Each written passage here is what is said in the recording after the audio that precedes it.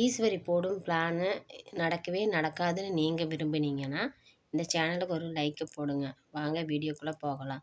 கோபி கேட்குறாரு, ஏம்மா இது நீங்கள் என்ன இதுக்காக அவ்வளோ சொந்தக்காரங்களை வர சொல்லியிருக்கீங்க அப்படின்னு சொல்லி கேட்குறாரு. இனியாவை பொண்ணு பார்க்க தான். ஏம்மா இப்படி பண்ணுறீங்க, அவங்ககிட்ட யார்கிட்டையும் சொல்லாமல் இப்படியெல்லாம் நீங்கள் செய்யலாமா அப்படின்னு சொல்கிறப்ப, என்னென்னத்தெல்லாம் சொல்கிறது அப்படின்னு இப்படி பிள்ளை பெற்ற பாக்கி அவகிட்டனாச்சும் சொல்லணுமில்ல அப்படின்னு சொல்லி இனி கேட்குறப்ப, ஆமாம் அவள் கொண்டு ஆகாசு கட்டி வைக்கலான்னு நினைப்பா. அவளும் ஒன்றுக்கு இல்லாதவ. அவள் எழிலுக்கு கட்டி வச்சுருக்கிறவோ ஒன்றுக்கு இல்லாதவ. அதே மாதிரி இனியாவே கொண்டு தள்ளலான்னு நினைப்பா. நீ நோம்பிக்கு போய் அவங்க வீட்டுக்கு சீர் கொண்டுட்டு போனேன்னா இனியா பொது பைப்பில் போய் தண்ணி அடிச்சிட்ருப்பா, வாசை கூட்டிகிட்ருப்பா. அதையெல்லாம் பார்த்துட்டு நீ சும்மா இருப்பியா? அவன் குடிகாரனெல்லாம் இருப்பியா? அந்த வீட்டுக்கு நீ போவையா? அந்த ஏரியாக்குள்ளேயே நம்ம கால் வைக்க முடியாது. அந்த அப்படியேப்பட்டவனை உன் மருமகனாக ஏற்றுக்கிட்டின்னா உனக்கு நல்லா இருக்குமா? இதெல்லாம் நீ யோசிச்சு பாரு அப்படின்னு சொல்லி ஈஸ்வரியை கோபியோட மனசை மாற்றுறப்ப கோபியும் கொஞ்சம் யோசிச்சு போய், அம்மா இது யோசிக்கவே என்னால் முடியலையே, என்னால் ஜீரணிக்க முடியல, எனக்கு தலை சுற்றுற மாதிரி இருக்குது. சரி நீங்கள் அவங்கள வர சொல்லுங்கள், அப்புறம்லாம் வேணால் பார்த்துக்கலாம், நாளைக்கு என்ன நடக்குதுன்னு தான் பார்த்துக்கலாம் அப்படின்னு சொல்லி கோபி சொல்லிட்டு போகிறாரு. ஆனால் ஈஸ்வரி இப்படி பெற்ற தாய்கிட்டையே கூட இந்த விஷயத்த சொல்லாமல் செய்கிறது தப்பு. அதுக்கு தண்டனை அனுபவிப்பான். இனியாவை கூப்பிட்டு, இனியா என்ன இந்த ட்ரெஸ்ஸு நீ போட்டிருக்க, இது நல்லாவே இல்லை அப்படின்னு சொல்லி சொல்கிறப்ப, ஏன் பாட்டி வீட்டில் தான் இருக்கிற, இந்த ட்ரெஸ்ஸுக்கு என்ன, வீட்டில் இருக்கிறதுக்கு இதே போதும் அப்படின்ட்டு முதல்ல நான் சொல்கிறது செய், போய் மேலே போய் ட்ரெஸ்ஸை மாற்றிட்டு வா, நல்ல ட்ரெஸ்ஸாக போட்டு வா அப்படின்னு சொன்னானே. இனியா ட்ரெஸ்ஸை மாற்றிட்டு வந்துட்டு அவங்க அம்மாட்ட போகிறா. என்னம்மா அப்படி எதுக்காக இந்த ட்ரெஸ் போட்டிருக்க அப்படின்னு சொல்லி சொல்கிறப்ப, இல்லைம்மா பாட்டி தான் மாற்ற சொன்னாங்க அதனால் மாற்றிட்டு அப்படிங்கிறப்ப, இனியா நீ யார்கிட்டையும் எதுவும் பேசாத, நீ மேலே போய் உட்காரணும் அப்படின்னு சொல்லி ஈஸ்வரி அதட்டி பேசுகிறா. செண்டி எதையும் கேட்காம இனியா மேலே போயிடுறா. ஆனால் கோபிக்கு வயிற்றுக்குள்ளே குடுகுடுன்ட்டு ஒரு ஓட்டமே ஓடுது. என்னடா பாக்கியாவுக்கு தெரியாமே இந்த விஷயத்தையெல்லாம் இப்படி நான் பண்ணிகிட்ருக்குறாங்களே, ஏதாவது ஒன்று நான் என்ன நடக்கும்னு எனக்கே தெரியாது.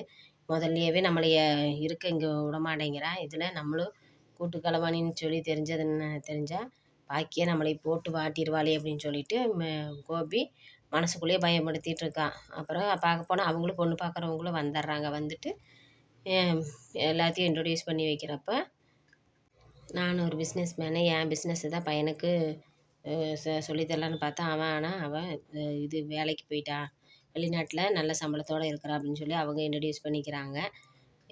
எங்கள் எழிலும் எழில பார்த்துருப்பீங்க. ஆமாம் அவள் டிவிலெலாம் பார்த்துருக்கேன், படம் பிடிக்கிறாரு, பார்த்துருக்குன்னு சொல்லி சொல்கிறாங்க. செலினும் ஒரு பிஸ்னஸ் மேனு தான் அப்படின்னு சொல்லிட்டு அமிர்தாவும் ஜெனியும் போய் நீங்கள் இனியாவை கூட்டிகிட்டு வாங்க அப்படின்னு சொல்கிறப்ப, ஜெனி இருந்துட்டு இங்கே இருந்துட்டு எதுக்கு கூட்டிகிட்டு வரணும், இங்கே இருந்துகிட்டே கூப்பிட்டாலே வந்துடுவா அப்படின்ட்டு இனியான்னு கூப்பிட்றப்ப, டேய் நான் சொல்கிறத செய், நீ மேலே போய் 2 பேரும் மேலே போய் கூட்டிகிட்டு கூட்டிகிட்டு வாங்க அப்படிங்கிறப்ப, என்னன்னே தெரியல அப்படின்னு எல்லோரும் ஜாடை பண்ணிக்கிறாங்க. எதுக்கு எவ்வாறுன்னு தெரியாமல் முழிச்சுக்கிட்டு நிற்கிறாங்க.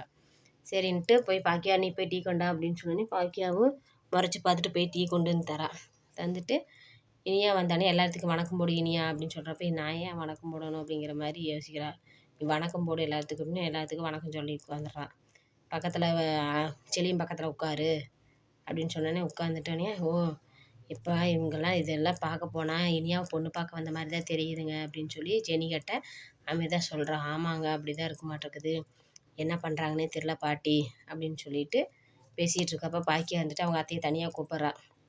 எதாக இருந்தாலும் இங்கே அப்புறம் பேசிக்கலாம் பாக்கியா அப்படிங்கிறப்ப, இங்கே ஒரே நிமிஷம் வாங்கத்தேன்னு சொல்லிட்டு கூப்பிட்டோன்னே, ஏன் என்ன நடக்குது அப்படிங்கிறப்ப, என்ன நடக்குது, ஒன்றும் நடக்கலை, எதாக இருந்தாலும் எதுவும் வாய் திறக்காம இரு, அவங்கள அனுப்பிச்சி விட்டுட்டு நீ எதாக இருந்தாலும் பேசிக்கலாம் வா அப்படிங்கிறப்ப, அத்தை சொல்லுங்க அத்தை, என்ன நடக்குதுன்னு சொல்லுங்க அப்படின்ட்டு, நீ எதுவும் வாய் பேசாமல் வா, அவங்களாம் இப்போ இங்கேயே பார்த்துட்ருக்காங்க அப்படின்ட்டு போய் உட்காந்து பேசிகிட்டு இருக்கிறப்ப, ஏன்னா உங்களுக்கு பொண்ணு பிடிச்சிருக்குறான்னு கேட்டோன்னே அவங்களுக்கெல்லாம் மனசே ஒரு மாதிரி ஆயிடுது.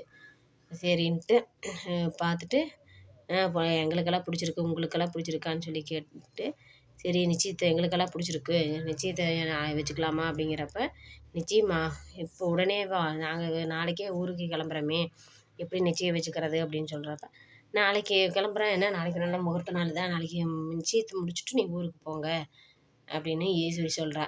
சரி அப்படின்னு தான் நீங்கள் சொல்கிற மாதிரி செஞ்சுக்கலாம், நான் போயிட்டு நல்ல நேரத்தை பார்த்துட்டு சொல்கிறேன் அப்படிங்கிறப்ப, நீங்கள் சாப்பிட்டு போங்க அப்படிங்கிறப்ப, இல்லை நிச்சயத்தை முடிச்சுட்டே நாங்கள் சாப்பிட்டுக்குறோம், அப்போ விருந்தேவே நாங்கள் சாப்பிட்டுக்குறோம், நாங்கள் இப்போ கிளம்புறோம், போயிட்டு நாளைக்கு நல்ல நேரம் பார்த்துட்டு சொல்கிறோம், நீங்கள் எல்லாம் கிளம்பி வாங்க அப்படின்னு அவங்க கிளம்பிடுறாங்க.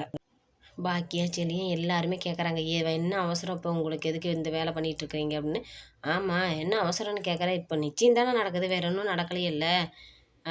அவன் இனியா படிக்கணும், படிக்கட்டும், நிச்சயத்தை முடிச்சுட்டு படிப்பு முடிஞ்சதுக்கப்புறம் தான் கல்யாணம், இப்போவே உடனே கல்யாணமெல்லாம் கிடையாது. இப்படி மாப்பிள்ளை எப்படி என்னென்னு எதையுமே விசாரிக்காமல் நீங்கள் என்ன திடுதுப்புன்னு செய்கிறீங்க அப்படின்னு சொல்லி சரி எல்லாம் கேட்குறப்ப, ஏன் உனக்கெல்லாம் ஒன்றும் தெரியாதா, ஏன்னா நீ எல்லாம் மாறிட்டியா, ஏன் திடீர்னு ஆகாஷுக்கு நீக்கெல்லாம் சப்போர்ட் பேசுகிறியா அப்படின்னு ஈஸ்வரி செல்லின்னு கேட்குறேன். அப்படியெல்லாம் பாட்டி, அவள் படிக்கட்டும், நல்ல முறையாக இருந்ததுக்கப்புறம் நல்ல லெவலுக்கு வரட்டும், அப்புறம் நம்ம கல்யாணம் பண்ணி வைக்கலாம். அவன் சின்ன பொண்ணு, என்ன சின்ன பொண்ணு, 18 வயசு ஆயிடுச்சல்ல, அவள் என்ன சின்ன பொண்ணா, அவளுக்கு சின்ன பொண்ணு சின்ன பொண்ணுன்னா அவள் எல்லா வேலைத்தனம் பண்ணிட்டு வந்துடுவா.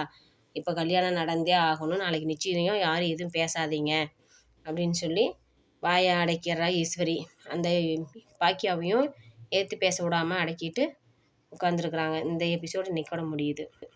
பாக்கியாவை மீறி நிச்சயம் நாளைக்கு நடக்குமா நடக்காதான்னு நாளைக்கு அந்த வீடியோவில் பார்க்கலாங்க.